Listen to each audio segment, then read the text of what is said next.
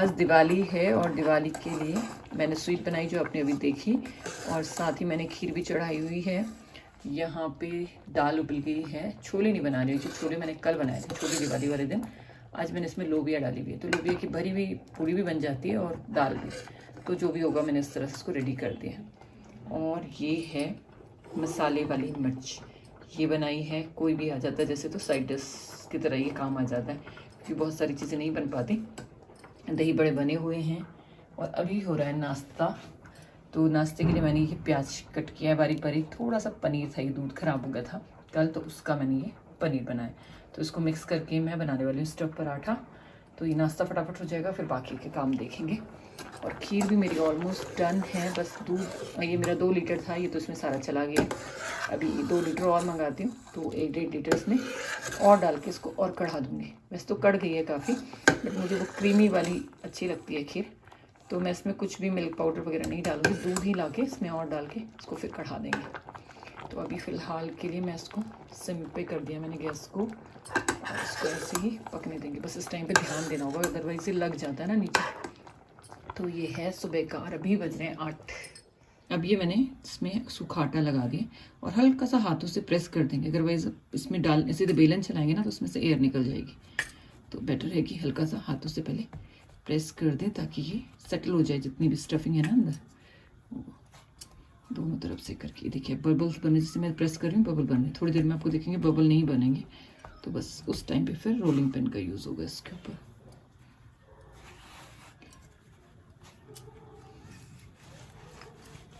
Rolling pin भी बिल्कुल हल्के हाथों से आपको चलाना है। स्टफिंग आपको दिखाई देने लगी कितना पतला ये बनता है पराठा, और ऊपर से लेयर भी होती है तो क्रिस्पी भी बनता है।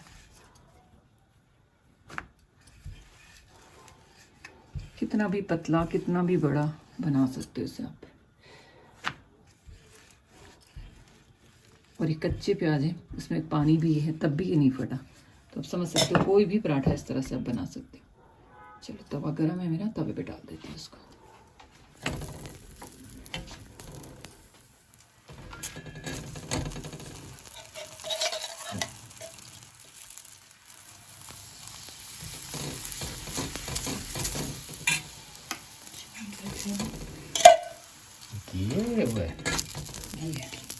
गरम किया ना मैंने, ये घी मैंने सबसे मेल्ट कर दिया, इसके बाद लगा दूँ। सर्दियों में ना घी बहुत ज़्यादा लग जाता है अगर वो हार्ड होता है, और वो जलता ही है। देखिए इस तरह से।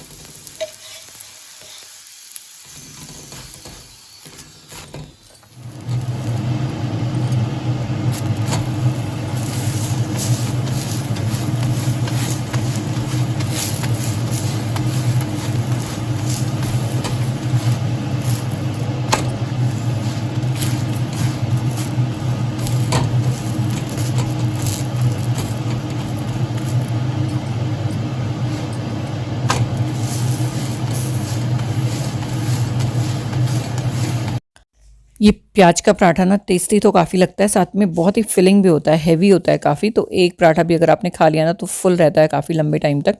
तो त्यौहार के दिन ऐसे ही कुछ खा लो ना तो दिन भर फिर भूख नहीं लगती, क्योंकि बिजी रहते हैं कामों में। मिठाई उठाई तो खाते रहते हैं, बट एक प्रॉपर खाने का जो रूटीन होता है ना वो नहीं हो पाता है। तो बस दिन में तो मैं चली गई थी, मेरे हस्बैंड के फ्रेंड हैं यहीं पे रहते हैं, उनके घर जाना था हमें दिवाली देने, साथ ही मामा जी के घर जाना था। तो वहाँ जाते जाते मतलब काफ़ी घर का काम निपटा के तो मैं चली गई थी, मतलब डेकोरेशन वगैरह सारी करके चली गई थी। उसके बाद जो दिए वगैरह का काम है वो आके किया था। तो बस वहाँ से आने के बाद मैं किचन में लग गई थी, क्योंकि आज हमारे यहाँ पकौड़ियाँ बनती हैं। उड़द दाल की पकौड़ी ये बनती ही है त्यौहार के दिन।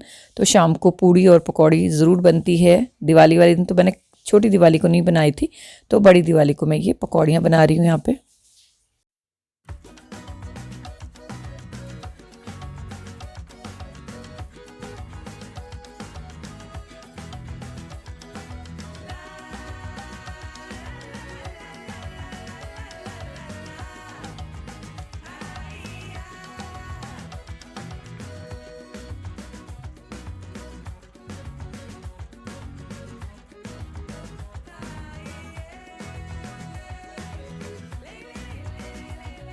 तो पूड़ी पकौड़े के साथ ही मैंने ये मिठाई भी भोग के लिए बनाई है। ये मैंने मॉर्निंग में बना दी थी, बट इसको सेट करने रखा था और आके अब इसे कट किया है।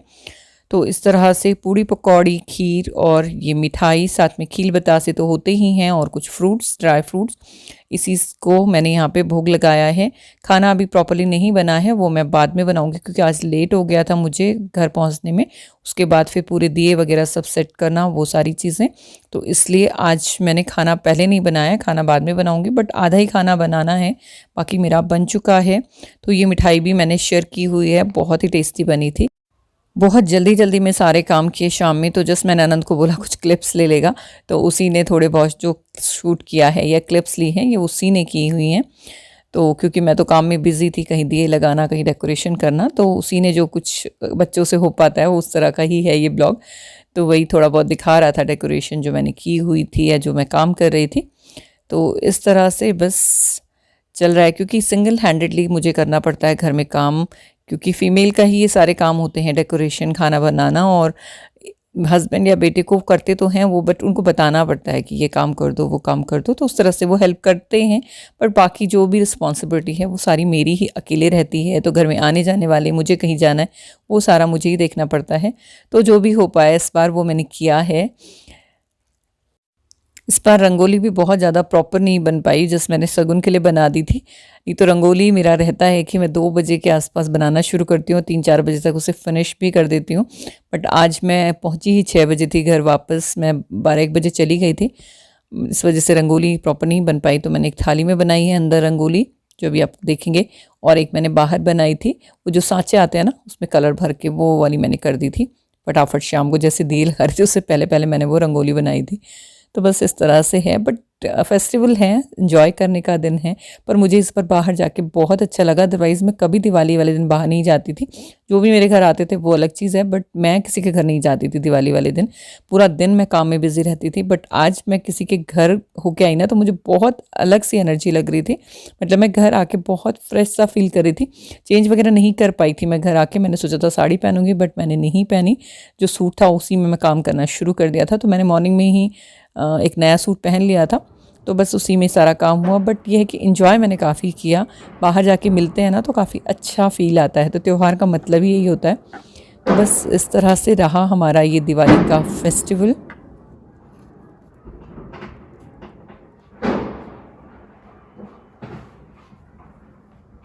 हैप्पी दिवाली आप सभी को, मेरी तरफ से हैप्पी दिवाली। और ये सूट है आप सभी के लिए।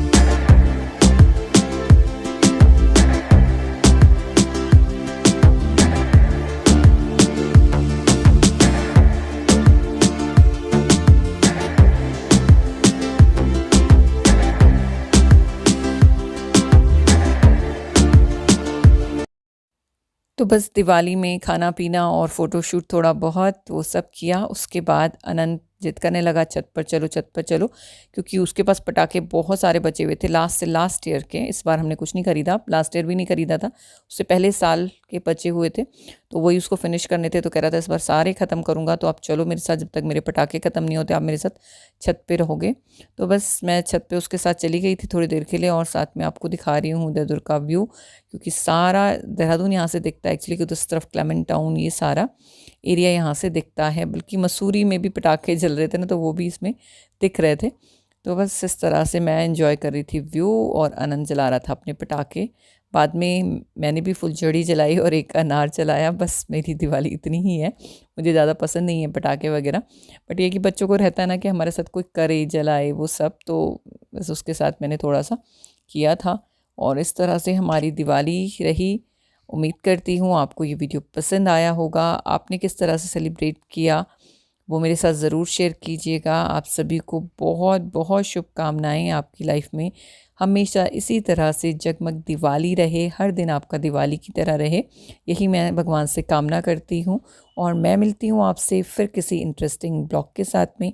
तब तक के लिए bye. Thank you. Thanks for watching.